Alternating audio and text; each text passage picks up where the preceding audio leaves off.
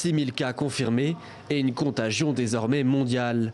Le virus se répand et pour éviter sa propagation, de nombreux pays prennent des mesures. Le Kazakhstan ferme toutes ses liaisons avec la Chine. La compagnie aérienne British Airways suspend l'intégralité de ses vols et la Malaisie, le Japon ou encore les États-Unis rapatrient leurs ressortissants. Toutes les options pour lutter contre la propagation des maladies infectieuses doivent être envisagées, y compris les restrictions de voyage. Un premier vol en partance de Wuhan est arrivé en Alaska, où les passagers ont été soumis à des tests de dépistage.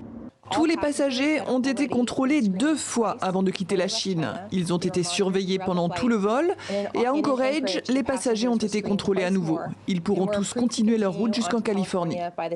La France s'apprête, elle, à rapatrier plus de 250 Français par avion d'ici la fin de la semaine.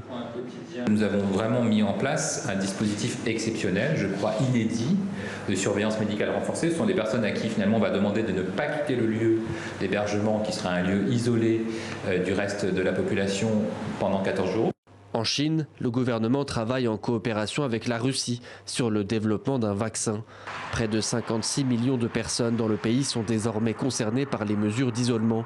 Mais malgré le confinement, l'épidémie devrait encore se répandre avant d'atteindre dans quelques semaines son pic de contamination. En conséquence, les autorités chinoises ont décidé d'annuler les épreuves de la Coupe du monde de ski alpin prévues en février.